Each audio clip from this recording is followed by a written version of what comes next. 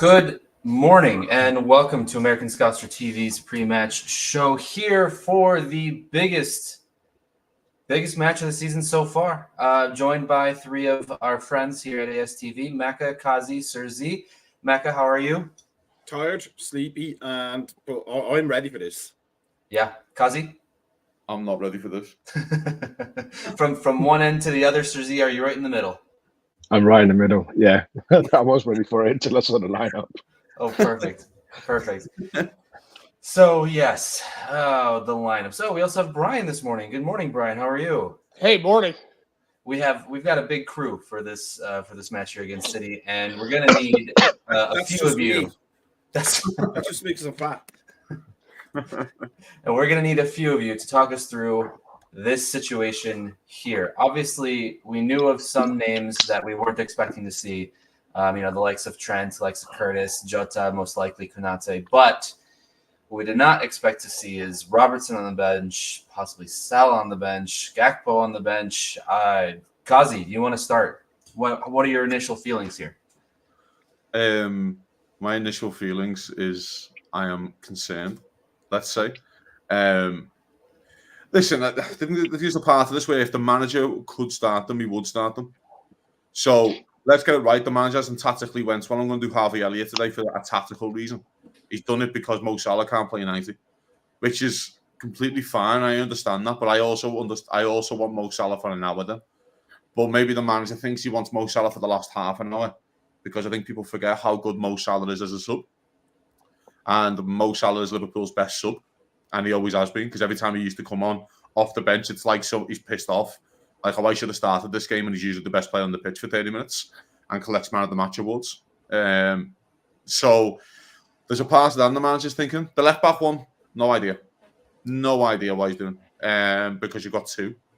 I would like a proper left back. Maybe the manager's thinking then he wants a bit more of a solidity kind of thing.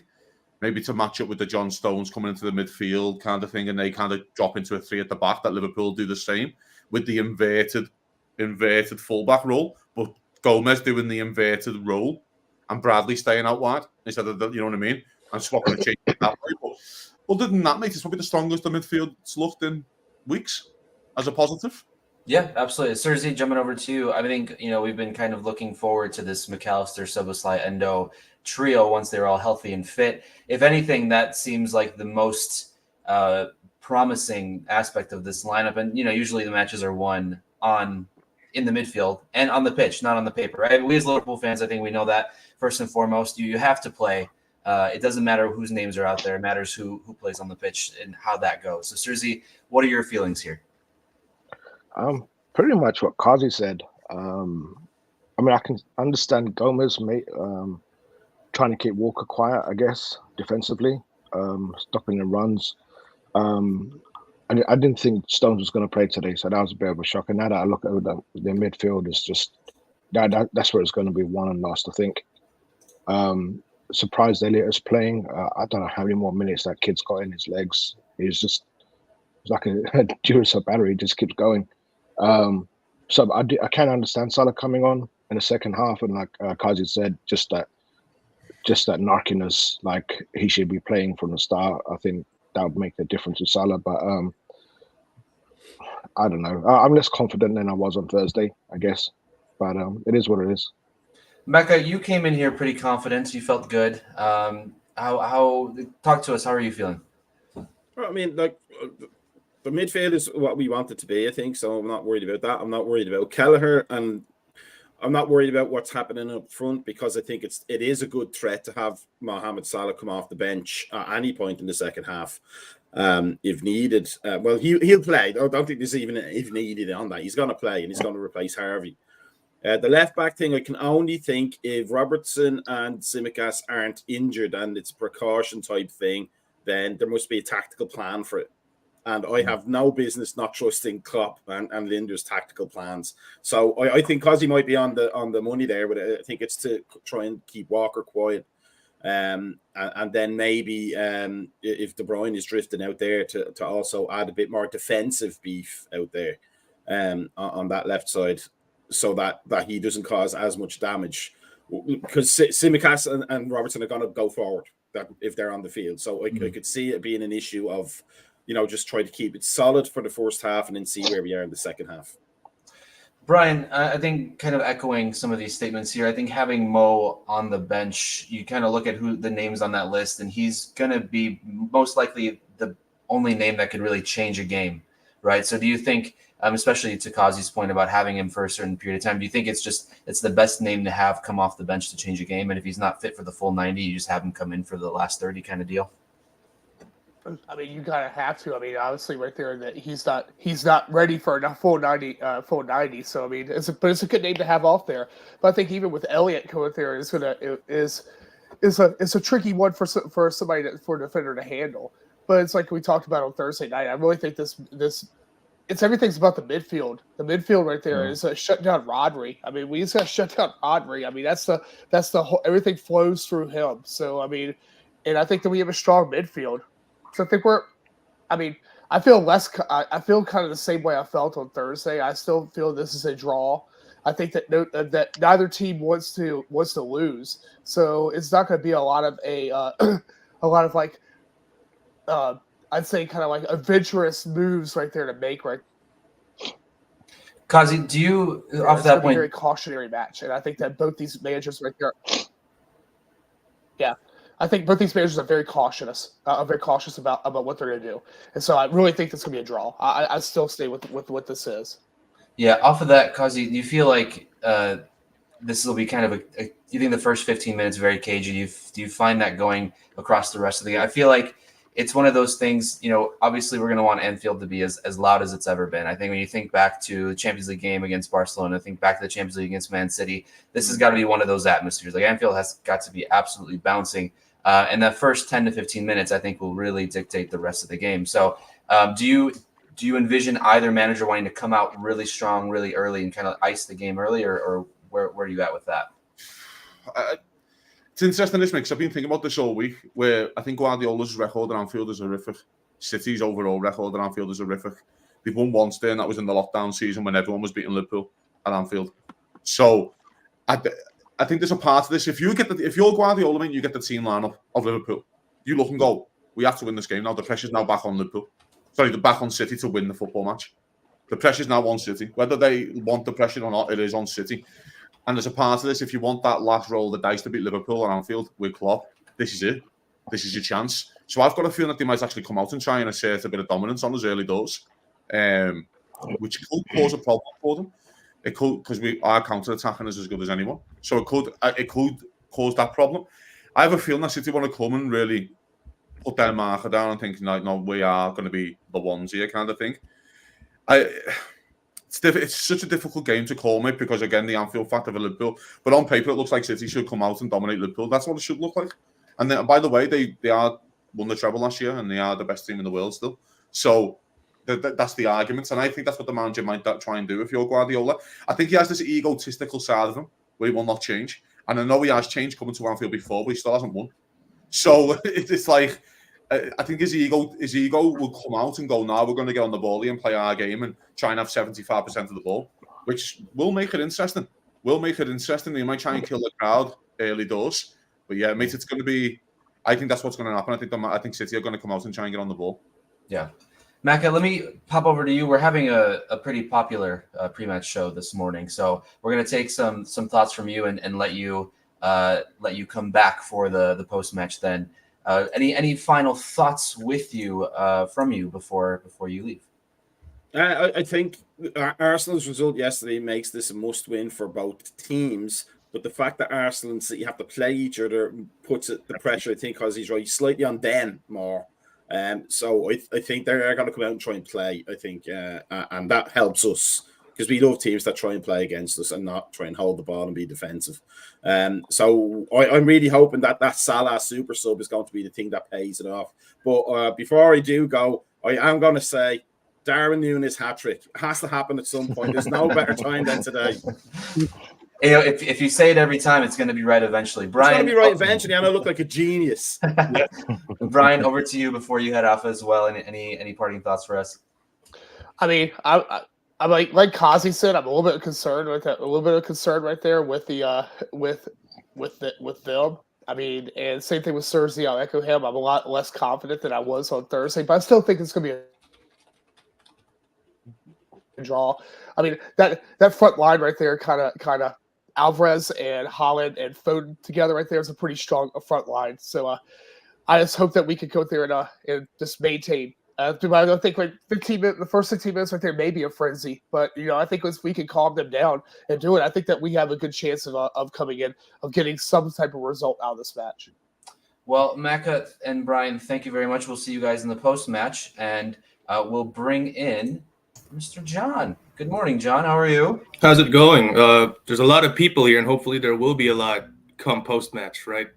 That's the hope. That's the hope. John, we've gotten thoughts from everyone about the lineup when it first came out, and let me just go over to you kind of a quick idea about what went through your head when you saw this come out.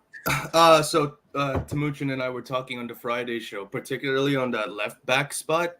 So I brought up the possibility that Robertson isn't as sharp as he could be for this specific kind of fixture, especially throughout the Europa League fixture, where obviously it wasn't the best kind of opposition, where it looked like he was kind of pressing too much, leaving Kwanzaa stranded on that left side. So I'm all for Gomez starting on that left back. I don't know how we're going to build up, right? But in terms of defense, it kind of gives me that comfort knowing that we actually have someone there who's as disciplined to stay back. Gakpo or Salah starting on the front line for me is a big question mark as to why. Seriously. Everyone knows here, and Cersei watches our shows a lot. Kazi's a big proponent of it. Elliot is not a winger. Why is he in the wing for this massive fixture, right? Obviously, we got our first choice midfield back. If Elliot should be anywhere, he should be on that right-sided 8 or coming off the bench for that right-sided 8, whoever's starting ahead of him. So, yeah, some questions for the choices, but listen, we're playing at Anfield, and that typically papers over some cracks, and it's nice to have the trump card of having a certain Egyptian coming off the bench. So I'm a bit quizzed. I'm a bit intrigued by his choice of lineup, but otherwise, I'm still pretty confident that we can actually get this done. Looking at the teams lining up here, we've got obviously Liverpool on the left side, City on the right side. We talked about the midfield being kind of the place where this game would be won. Cersei, are there any specific matchups or any specific parts of the pitch that you're going to be looking at more than others to say, let's say this is where the battle needs to be won? No, I it's like what Mako and Brian were saying, just keeping Rodri quiet, I guess. Endo for sure is going to get a booking today, but he gets smart bookings, he gets good tactical bookings. I think that Mako will be key for sure.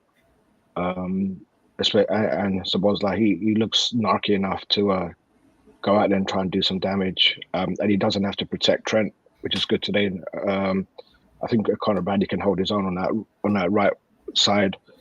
But yeah, I think Klopp's gone out just to soak up the pressure. I think, like what Kazi was saying, I think City are going to come out and try and quieten the crowd and, just come out full speed. And I think that's what Klopp's anticipating. And we're just going to try and soak up that pressure before we bring Salah on. And and who's Nalo? What's he doing on the bench? I have no idea. Bro, I was seeing him and I thought it was a typo. Is that our bench or because listen, we have a kid called Nalo on there. Yeah, there he is. 65. Oh, jeez. Amado Nalo. been with the U21s. I mean, he was in the squad for the Southampton match. So there's that, guys. There's that. Knowing our fucking luck, we'd have a reason to bring him on, man. That's all I'm saying. That's your game changer, not Mo. That's your game changer right there. Yeah, I mean, obviously looking at the bench too, Kazi, I know we alluded to it a bit. Lots of quality on that City bench. If we're fully fit, I mean, and pound for pound, I mean, you could say both clubs are pretty much equal, but between these two right now, obviously there's a lot of quality missing, and you're hoping that it doesn't need to go to the bench to be settled. But do you see any outside of Mo, obviously, and maybe Gakpo's recently poor form is part of not necessarily poor form, but I feel like he's almost been trying too hard to score, and that's kind of getting in the way of him playing well and doing what he does well. Do you think there is any other name outside of Mo and Gakpo that can bring on that can really, really change the game? No, not even a little bit. Maybe a fullback, maybe a left back. You can just get us a bit of pace down the wing if you are chasing the game, or do you know what I mean? But no, the manager's trump card is the starting 11. And of course, Mo Salah, which is the best player on the bench between the two benches by a mile. The one you asked Sergi before about battles. The one I'm intrigued by, mate, is the Elliott Ake battle a little bit, because they do go into this three at the back, kind of thinking let Stones go into midfield a lot, and sometimes they let Walker bomb on as well and do his thing. There's an argument here where you could let Harvey Elliott cheat a little bit and go just stay up, because Ake's not going to be a problem bombing up and down the wing. That's not going to happen a lot. Do you know what I mean? So there could be an argument here where, of course, Alvarez as well. Alvarez isn't a natural winger. Alvarez does come a lot more central from his left-hand spot. So there's an argument where you go to Harvey, you can cheat a little bit for 20 minutes here in the game and go, just stay up, just drop up 10 yards while the line's popping out, and we all are out ball. Because let's get it right, he's probably got one of the best first touches I've seen in the Liverpool team to control the ball. So if we're under pressure, you're our outlet just to control the ball, win a foul, and do that kind of stuff, and get us up the field. So there could be a lot of that for Harvey happening. We don't see Harvey doing the Mo Salah role. He's not as quick. I don't think he's as dynamic a little bit. I know Harvey technically is just one of the best, but I don't think he's as dynamic on the ball with his decision making. So there could be that argument as well, where you can let him cheat. Now the tactical one that the manager's showing his hand on his 11 is the Gomez left back, because that's his tactic. He's done it tactically, clearly. He's done it to say to Walker, or even Stones, for example, if you're bombing up here, well, our left back's not coming on. Our left back is not going to be bombing up and down the field and thinking you can expose us down the wing. That is not happening, at least for the first 70, because Gomez will probably do 70. So that's probably his tactic that way. He's basically saying, we want Stones to come into midfield, I think. I think that's what he's saying. I'm trying to think about it now. We want you to come into midfield so we can swarm you with Endo and stuff like that. And if we win the ball off you Stones there in midfield, or off Rodri, then we'll be very high up the field when we win that ball. The problem is, because if Stones doesn't come and Walker bombs on, he's going to go, well, you can't get him behind, because you've got Joe Gomez playing left back. So you're not going to come in behind us. So it's up to you if you want to play that tactic. So I think the manager's like kind of saying, go on then, Stones, go into midfield. Come on then, Rodri, try and come into midfield. Try and we'll back ourselves with McAllister winning the ball out the field, which he's excellent at doing, by the way. Really good. And so's Endo. They're both very good at winning the ball high up the field. And I think that could be a tactical part of this game. And I think that's what the manager might be thinking, to go to Stones, bring the ball into midfield. Come on, Rodri, bring the ball into midfield, and we'll try and swarm you that way. Yeah, because if there's any name that you want to swarm, it's going to be Stones on the ball there. De Bruyne, Foden, Silva, Alvarez, all those guys are going to be great on the ball. But Stones, you can take the ball right off of him. It's very good, mate. Right? But there's a part where you can outnumber him. There's a part where you go, you're great on the ball, but there's no one who I've seen him play, put 2 or 3 midfielders around you and go, come on then, find a pass now. When you've got fucking McAllister and Endo running at you, find a pass.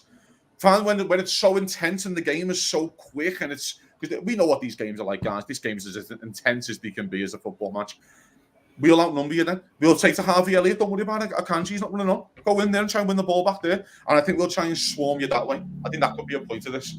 Or maybe that's what the manager's thinking. And continuing our swarm of all of our members today, here bringing on Timuchin. Good morning. How are you? Good morning. Yeah, I mean, what are you going to do? A bit more worried than I normally would be, but hey, that's how I roll. No Timuchin special today? I don't know, man. It's going to be really that midfield battle. If we win the midfield battle, you can get something from Nunez or Diaz up top. I mean, if you think about it, I don't know why everybody seems twice as worried. We kind of all knew Kwanzaa would be there. It's really the only difference from most of the lineups that we talked about is probably not Robertson being there. Right. Is it enough to make us double worry? I really don't think so. So, I mean, I think we kind of knew Mo would not start. Just based on, we hoped he would start. We kind of knew, I think he wouldn't start based on how many minutes he played. I think if he plays like 30, 35 on Thursday, then you're like, oh, he's probably starting. But, he did not. So I don't know. I think the extra worry of this morning once the lineup cup kind of came out, I think is a little over the top. But, I mean, I would be freaking worried anyway. So Are you guys surprised that he doesn't do Diaz? Because I thought Pep would do Diaz, and I'm so surprised he hasn't. in defense. I guess, right? I don't know. Has he gone mostly speed in that back three? Yeah. So it's usually Diaz, isn't he? But I think it's like Akanji's kind of come in because Akanji does his bit left back, doesn't he? For him. And Ake. But I thought it would be Diaz because he's slow as fuck as well. I don't think he's as quick as what people think. So maybe he's pace, maybe on the break. If Liverpool do counter him, he wants more pace in his back line, I'm thinking. But I'm just surprised he hasn't done it, that's all. Same. What? I also feel like if he was going for pace, though, Gvardiol's probably quicker than Akanji and Ake as well. So that would be weird for me as well. Maybe he's carrying something. Yeah, maybe that's possible. Something. Sir Z, looking at everything, talking about everything. I guess the question would be. This is a question for everyone eventually, right? Especially considering Arsenal's result. Realistically, right? You can drop points and the league isn't over, right? I mean, that's just mathematically everything's fine. But what kind of result would you need to see to lose faith in the title race? Would it be just an absolute thumping? Do you think even a loss, you still have good faith going forward? Or is this at least a must draw, if not a must win? No, I think whatever the result, it's obviously, if we win, we'll be sky high. And, I think even if we lose and just learning from the Arsenal game, I think we can still go and put another run of wins together. The big game will be for City versus Arsenal, and hopefully, hopefully we don't have to rely on anyone else to do us favors. But if we lose, it's not the end of the world. Other than pride, we got kind of like. I mean, I don't think we will lose, but it's. I don't know. Oh God. Yeah, I feel you, man. I feel you. I was gonna say the nerves are there, John, and I can feel the nerves just radiating from the screen over here. Right. Yeah. To answer your question, Matush, for me, we just have to freaking win. I've had enough of us through the years relying on other freaking people. Let's just get it done. Let's just throw all this conversation out the window. We want this guy to win. We want this guy to win. Oh, maybe they can get a draw here. Maybe they can get a draw there. Yeah, just fuck that. Let's just win. For me, listen. If all right, all jokes aside, fine. Maybe the very least result we can accept is a draw. But let's just freaking win. Let's just throw all that complication out the window and let's just freaking win. Yeah, Timothy, I think a draw obviously not the end of the world. It lines up a scenario where you have to just end up matching City for the rest of the year, right? And if the result against Arsenal goes a favorable way for us, then it still keeps you in that driver's seat, right? So I think ultimately hoping for at least a draw is going to be the best result thing, right? Yeah, I mean, I'm okay with a draw, I guess, because of that. But honestly, even if you lose, even if you get thumped, I don't take it as, oh, it's done now. And, this is me saying it, so you should just take it to the bank. I mean, because I feel like you're in a situation, if we came out with our starting 11 and we get thumped, then I guess you can have a different conversation. But because of the circumstances, because of the match schedule and stuff like that, and knowing the international break is coming, after this, you have the international break and you're going to come back with a lot more people. And even the people who are there now will have practiced and, will be in game shape and stuff like that. So then you go into a season of 10 or 11 games with only a point behind. I think we're taking that if I give you that early in the season before the season even started, right? With the new lineup and all these new faces and stuff like that in midfield. If I tell you, hey, 11 weeks to go, you're only a point behind, I think we're all kind of like taking that deal. So that's why I feel like because all these people are going to come back and because there's an international break, even if we get thumped today, I'm sure there'll be a lot of people jumping off the bridge, but I'm just going to be like, hey, there's a run. I mean, it's only 1 point, especially the fact that they're playing. You could make that up in one game if they draw. So you just have to go on a winning run yourself. But then, I mean, you kind of like bet on the team knowing everybody is going to be back. So there's that. Yeah. Because it feels – go ahead. Yeah, I think it's hard, mate, this one, because I agree with everything that the guys have just said. But there's a part of me which goes, if you win this game, and you beat Brighton, you're 7 points clear of City before they kick a ball again. That's insane. that feels like, oh fuck, this is actually a serious game. And by the way, their next game's Arsenal, which is like, there's a part of this, guys, and we need to think about this for a second. We've asked for this. We asked to get to City, be ahead. We all asked for it, and now we're all shitting ourselves. It's like, you got what you asked for. Be careful what you wish for, right? It is, though, isn't it? It is very much that. Well, you asked for this. Just get to City with the lead. Just get to City. We're at City game with the lead. So what do you want? Do you want to win it or not? This is the argument. If Liverpool draw, this is the other part. And I agree with John. The draw is the minimum, because if Liverpool draw, then you beat Brighton. You're 4 points clear before City kick a ball again, which I still think is big. That still feels like psychologically. If Liverpool go 7 points clear before City play Arsenal, I think psychologically that can kill you. I think fucking hell, that's 7. 7 feels like a lot more than 4. Do you know what I mean? It's like, fucking hell, that's like, do you know what I mean? I know it is, but it feels like psychologically, oh my God, this is like 3 games of football that we've got to win to kind of catch these guys. So there's a part of that. And I agree with Thomas. If you lose the game and then Liverpool starts against Brighton, Curtis Jones, Diogo Jota and stuff like that, you go, Trent, Alisson, then you start looking, go, fuck me, these are good, aren't they? You know what I mean? So there's a part of that comes into your thinking as well, you know? So it's not over if you lose it.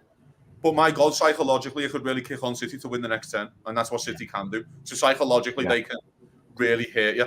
So I agree, the bare minimum is a draw. It has to be the bare minimum. But I still fancy Liverpool to win the game, weirdly. And I don't know why.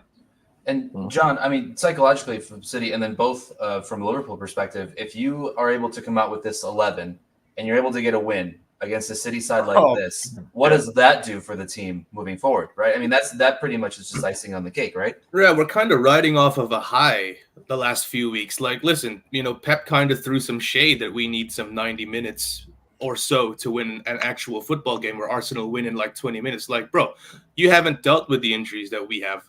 You don't field the starting 11 that we fielded in the freaking cup final. Like, name me a Pep Guardiola team that would field that kind of lineup with, academy players as your first choice subs. None. 0, zip. So listen, I think we're riding on a high here. And the psychological effect, I think, is just, I don't want to say anything, right? I don't want to say anything because y'all know my reputation. But I feel like if we win this, you know where I'm going with this. If we win this, you guys know where I'm going with this. I'll just leave it there. Yeah. Better left unsaid. Better left unsaid. Yeah. I'm a really big fan of what John thinks says affects something that happens 4,000 times.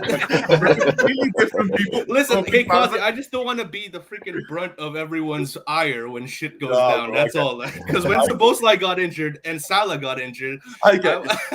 Well, that was clearly John's fault. I think, Sir Z was witness to that. It was all John's fault, wasn't it? He was out there with a hockey stick just banging him down. By the way, common sense has prevailed for this international break. Salah did not get picked by Egypt. So common sense has prevailed. Oh, really? That's great. So he did not get picked. So there's without blocked off his phone. He went to spam. There's another 2 weeks as well. So, yeah. So we've got about 15 minutes left. Obviously, a big match. So I want everyone to kind of settle in and grab another cup of coffee or whatever it is that you like to drink this morning. And we'll go around the room and we'll somehow try and throw in a score prediction. If anyone is in the comments as well, I would like to take this chance to say thank you for watching. Feel free to like and subscribe. Head over to our YouTube or Facebook. We've got a Patreon that's been launched as well. Several new episodes of shows going on. Banner ticking down there right now. So after that shameless plug, Sir Z, if you can, and anyone else in the comments, I've always said this, if you want to throw in a match prediction and you get all the scores right, you will get a gift from American Scotch TV, courtesy out of my wallet. I have to say that legally. Sir Z, give me a prediction if you are willing.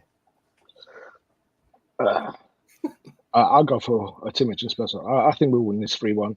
I see Endo putting his mouth shield in. It's going to knock some people out. 3-1. It's going to war. 3-1. Okay, Timochin. Sir Z took your special. So where are you going? Yeah, I'll stick with my 3-2. Like the Timuchin special with a late goal from them that gives you some squeaky bum time because a comfortable win is not the way to go on a Sunday with Liverpool. So I'll go with like a 3-2 win. But like I said, I mean, I'd be okay. I would not be devastated with a draw or anything like that. But I'll go with the 3-2. Let's be optimistic. Jamie here with a 3-1. Ryan with a 1-0. Good guys. Philip 2-1 Liverpool, and Trevor 2-1 Liverpool as well. John, we've had a 3-1, a 3-2, several other scores. Where are you? I'm sorry, guys. I'm sticking with my Friday prediction, and that's squeaky bum time the entire game. It's a 1-0 win. Endo scores. Ooh. Top that, Kazi. It's getting set off. To be fair, I've said 1-0 all week. I'm going to go 1-0 Liverpool. Salah off the bench. I love nothing more than a Mo Salah 20 minutes. It's the fucking best bit of football all season. When Mo Salah comes on pissed off, like he did against Brentford. Just come on, scored, got an assist, was the best player on the field and got the man of the match. That's exactly what I'm going for. BJ is here as well. Good morning. 2-1 with late Silverstone winner by someone under 20 years old. Who knows? Maybe Amara Nalo, because before today we had no idea who he was. So that's all right. I thought he was Mighty Red, man. We found him. That's our guy. Come on, Nalo. I was gonna go with a 1-0 as well, because that's just where my heart is. But let's go 2-0 Liverpool. Let's just maybe an early goal and a late goal. An early goal from Darwin, a late goal from Mo, and we'll just enjoy the ride while we're here. So thank you everyone that has joined us today. We hope that you join us for the post-match show. Mecca will be hosting that show pretty much right after kickoff. So make sure that you're around. Hopefully, some of us will be around and not digging our heads into dirt or pillows or wherever we dig our heads in after matches. So from all of us here at American Scouser TV, thank you so much. Have a great morning. Up the Reds. We'll see you